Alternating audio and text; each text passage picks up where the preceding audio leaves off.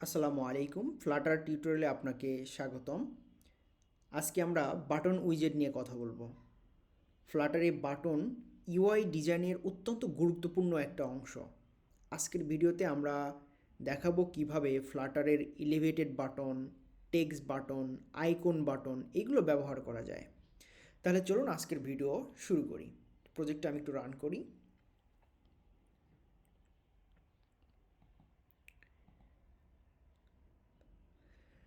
তো ভিডিও শুরুর পূর্বে যারা এখনও আমার চ্যানেলটি সাবস্ক্রাইব করেনি অনুগ্রহ করে সাবস্ক্রাইব করবেন এবং অবশ্যই কমেন্ট সেকশনে কমেন্ট করে জানাবেন, কারণ আপনাদের একটা কমেন্ট আমাকে অনেকগুলো অনুপ্রেরণা যোগায় নতুন ভিডিও তৈরি করার জন্য। অবশ্যই আপনারা কমেন্ট সেকশনে কমেন্ট করবেন।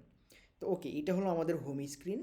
তো আজকে আমরা এই যে কলাম নিয়েছি, তো কলামের ভিতরে আমরা একটা রো রাখি, রোর ভিতরে আমরা এখানে একটা এলিভেটেড বাটন দেই। ওকে, তো এলিভেট বাটন দেওয়ার পরে আমরা এখানে একটা অন প্রেস দেখতে পাচ্ছি। এইটা হলো একটা আপনার ফাংশন, যে অর্থাৎ এই অন প্রেসে ক্লিক করলে কি হবে, এটা একটা ফাংশন হবে।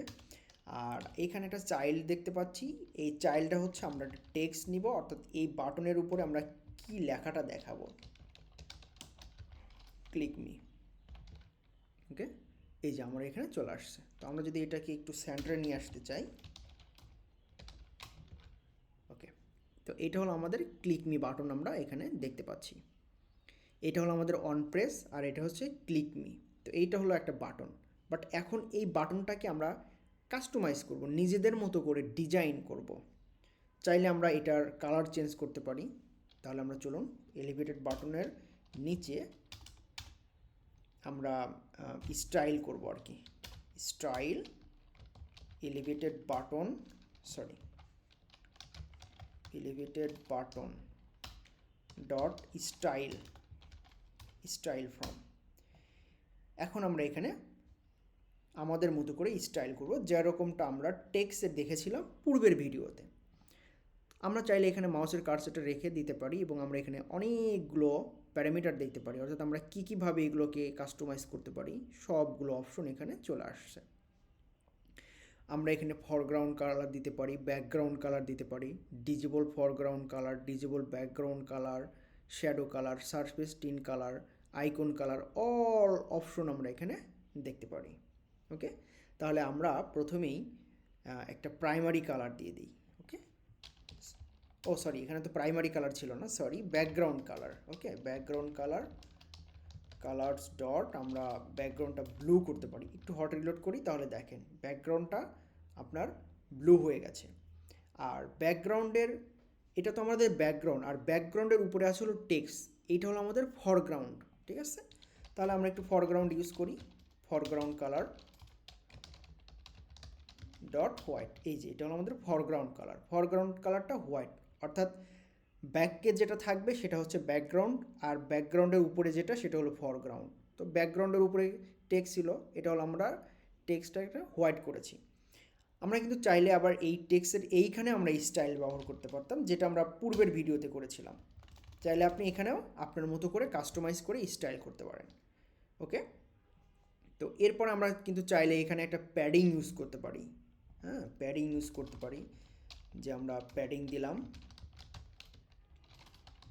ইনসেট ডট অল, সব দিক থেকে আমি 15 একটা প্যাডিং দিলাম, তাহলে দেখেন সব হয়ে 15 হয়ে গেছে।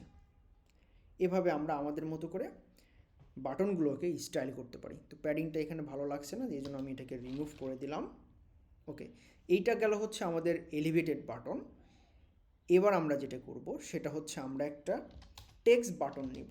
ওকে, টেক্সট বাটন ঠিক এরকমই যা এলিভেটেড বাটনে ছিল, এটাও ঠিক সেরকমই।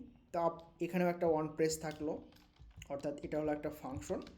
এখানে আমরা একটা টেক্সট দিলাম, এটা হলো টেক্সট, টেক্সট বাটন। এই যে এটার নিচে চলে আসছে টেক্সট বাটন, দেখছেন? এখানে যদি আমরা করি, এটা হলো টেক্সট বাটন জাস্ট। আচ্ছা, আমরা এখানে চাইলে কিন্তু রোটাকে রিমুভ করে দিতে পারি, অযথা এখানে শুধু রো রেখে দিয়েছি।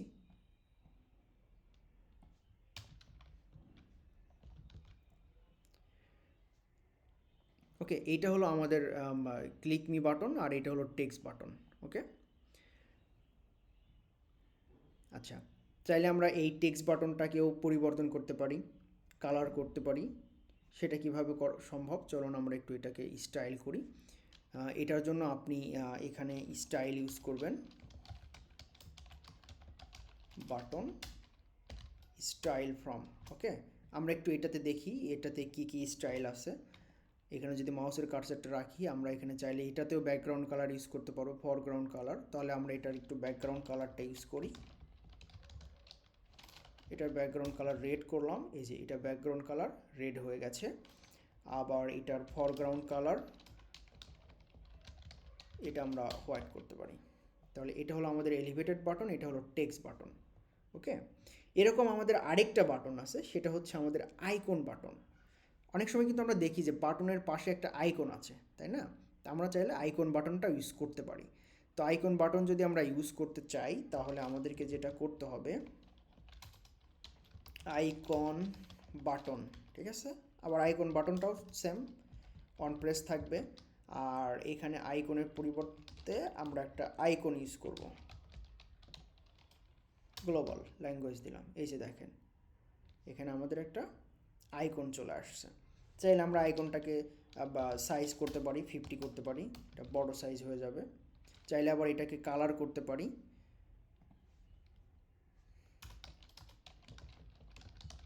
কালারস ডট ব্লু, এটাকে তখন ব্লু হয়ে যাবে। আবার আমরা চাইলে এখানে স্টাইল ইউজ করতে পারি, বাটন ডট স্টাইল ফ্রম। এখানে আমরা কী কী স্টাইল পাবো, এখানেও আপনি background colour, foreground colour use করতে পারেন। ব্যাকগ্রাউন্ড কালার গ্রিন করে দিলাম, এই যে আইকনের ব্যাকগ্রাউন্ডে যে কালারটা ছিল সেটা গ্রিন হয়ে গেছে। আবার এখানে আমরা চাইলে ফরগ্রাউন্ড কালার ইউজ করতে পারি। ওকে, কিন্তু এটা হয়নি, কেন হয়নি? কারণ আমি এখানে এটা ব্লু কালার ইউজ করেছিলাম, যার কারণে হয়নি। এটা হলো আমাদের আইকন বাটন। তো আমরা এইভাবে এখানে টেক্সট বাটন, এলিভেটেড বাটন এবং আইকন বাটন সবগুলোই আমরা দেখতে পারলাম। তো এইটা ছিল হচ্ছে আমাদের আজকের টপিক, কিভাবে আমরা টেক্সট বাটন, এলিভেটেড বাটন এবং আইকন বাটন ইউজ করতে পারি। আশা করি আপনারা বুঝতে পেরেছেন। আপনাদের যদি টপিক বুঝতে কোনো অসুবিধা হয়, অবশ্যই কমেন্ট সেকশনে কমেন্ট করে জানাবেন। অবশ্যই আমি চেষ্টা করব আরও ভালোভাবে এটাকে বোঝানোর। তো আজকের ভিডিও এই পর্যন্তই, দেখা হবে নেক্সটে অন্য কোনো টপিক নিয়ে। আল্লাহ হাফেজ, আসসালামু আলাইকুম।